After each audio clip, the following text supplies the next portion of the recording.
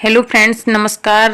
स्वागत है आप सभी का हमारे यूट्यूब चैनल पूजा चौधरी एजुकेशन में। तो फ्रेंड्स, आज इस वीडियो में हम तुगलक वंश के बारे में बात करने वाले हैं। तो तुगलक वंश का काल था 1320 ईस्वी से 1414 ईस्वी तक। और तुगलक वंश से जितने भी इम्पोर्टेंट क्वेश्चन बन सकते हैं वो सारे मैंने कवर करने की कोशिश की है।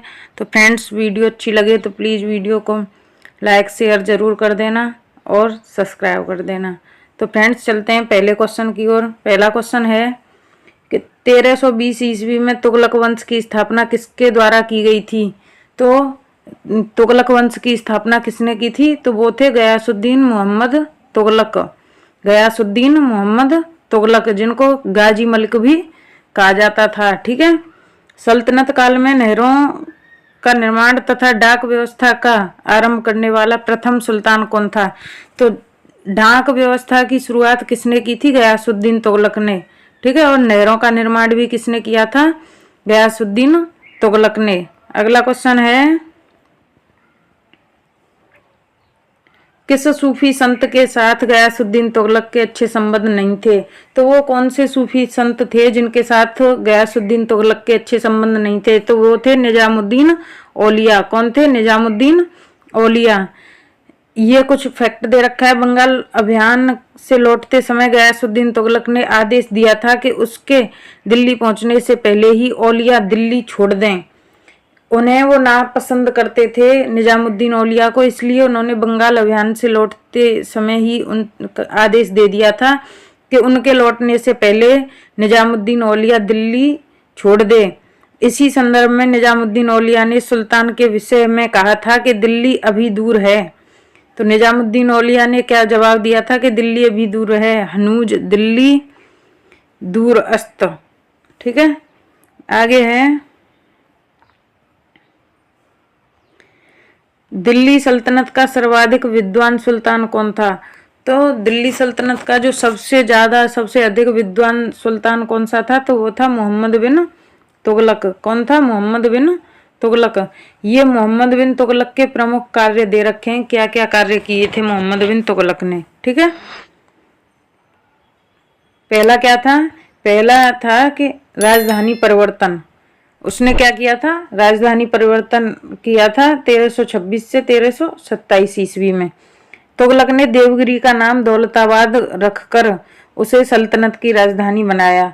मोहम्मद बिन तुगलक ने क्या किया था कि देवगिरी का नाम दौलताबाद रख दिया था। देवगिरी था पहले, उसका नाम बदल कर रख दिया दौलताबाद और उसे सल्तनत की राजधानी बनाया। यह योजना असफल रही। ये क्या हो गया?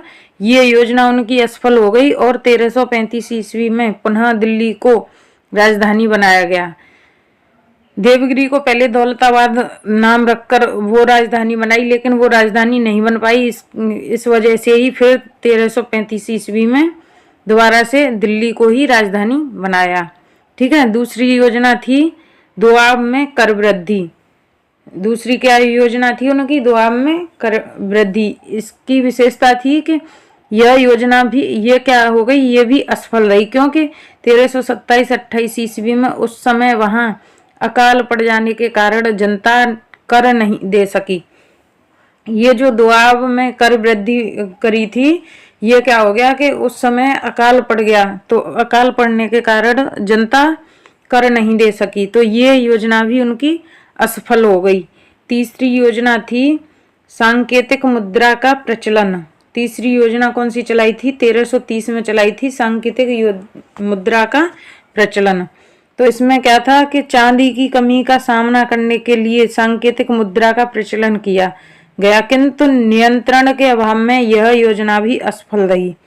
तो ये सांकेतिक मुद्रा प्रचलन था, ये योजना भी असफल हो गई। चौथी योजना थी कि खुरासान का अभियान। चौथी योजना क्या थी? खुरासान का अभियान। ये था 1336 से 37 ईस्वी में। खुरासान पर विजय प्राप्त करने के लिए तुगलक ने 3,70,000 सैनिकों का गठन किया। हाँ जी, खुरासान पर विजय प्राप्त करने के लिए मोहम्मद बिन तुगलक ने कितने सैनिकों का गठन किया? तो 3,70,000 सैनिकों का गठन किया और उन्हें 1 वर्ष का अग्रिम वेतन प्रदान किया। उन्हें क्या दिया?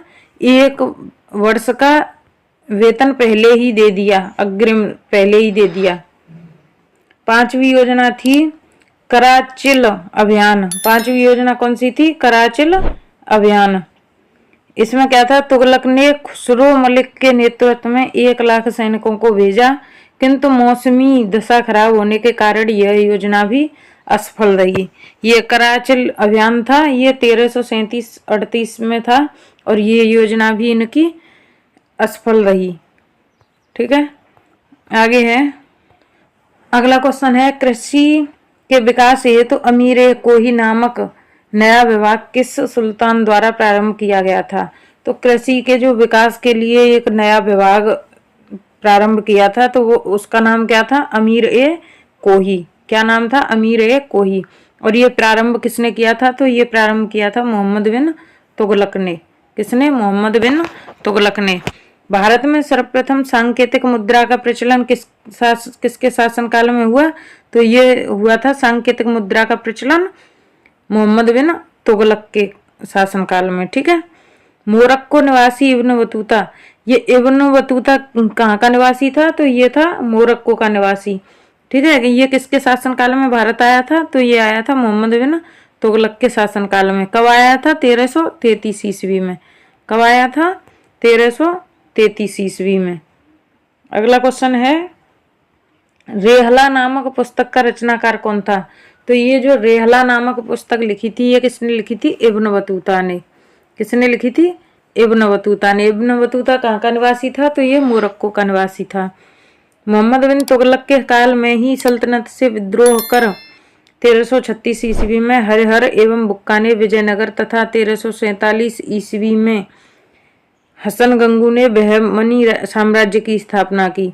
तो ये जो विजयनगर की स्थापना किसने की थी? विजयनगर की स्थापना की थी हरिहर एवं बुक्का ने। किसने? हरिहर एवं बुक्का ने 1336 ईस्वी में। और हसन गंगू ने किसकी स्थापना की थी? तो ये की थी बहमनी साम्राज्य की स्थापना किसने की थी? हसन गंगू ने। अगला क्वेश्चन है, होली के त्योहार के सार्वजनिक उत्सव में भाग लेने वाला दिल्ली का प्रथम सुल्तान कौन था? होली है हिंदुओं का त्योहार, तो हिंदुओं के जो त्योहार में, होली के त्योहार में जो प्रथम भाग लेने वाला शासक था दिल्ली का, वो कौन था? मोहम्मद बिन तुगलक, जिसने हिंदुओं का पर्व भी मनाया था। किस जैन संत के साथ मोहम्मद बिन तुगलक के संबंध घनिष्ठ थे? तो घनिष्ठ किसके साथ थे? जिन प्रभा सूरी के साथ। किस जैन कौन से जैन संत थे वो? जिन प्रभा सूरी। ठीक है। अगला क्वेश्चन है, मोहम्मद बिन तुगलक की मृत्यु किस अभियान के दौरान हुई थी? तो मोहम्मद बिन तुगलक की मृत्यु कब हुई थी? तो वो चल रहा था तब सिंध अभियान 1351 ईस्वी में। कौन सा अभियान चल रहा था? सिंध अभियान, और 1351 ईस्वी में। अगला क्वेश्चन है, सर्वप्रथम लोक निर्माण विभाग की स्थापना किस शासक ने की थी? तो सबसे पहले जो लोक निर्माण विभाग था उसकी स्थापना किसने की थी? तो वो की थी फिरोज शाह तुगलक ने। किसने की थी? फिरोज शाह तुगलक ने। टोपरा तथा मेरठ से 2 अशोक स्तंभ लेख किस शासक द्वारा दिल्ली लाए गए थे? तो ये कौन सा शासक लेके आया था? तो फिरोज शाह तुगलक। अगला क्वेश्चन है, सबसे अधिक गुलाम किस सुल्तान के दरबार में थे? तो सबसे ज्यादा जो गुलाम थे वे किस सुल्तान के दरबार में थे? तो वे थे फिरोज शाह तुगलक के दरबार में। कौन से शासक के दरबार में थे? फिरोज शाह तुगलक के दरबार में। अगला क्वेश्चन है, ब्राह्मणों पर जजिया कर लगाने वाला प्रथम मुस्लिम शासक कौन था? तो ये कौन था? ये भी फिरोज शाह तुगलक था, जिसने ब्राह्मणों पर जजिया कर लगा दिया था। हक ए सर्व नामक सिंचाई कर लगाने वाला दिल्ली का प्रथम सुल्तान कौन था? तो ये था फिरोज शाह तुगलक, जिसने सिंचाई पर कर लगाया था और उसका नाम क्या था? हक ए सर्व। क्या नाम था? हक ए सर्व। आगे दे रखा है, फिरोज शाह के काल में स्थापित विभाग। इसने कौन कौन से विभागों की स्थापना की थी?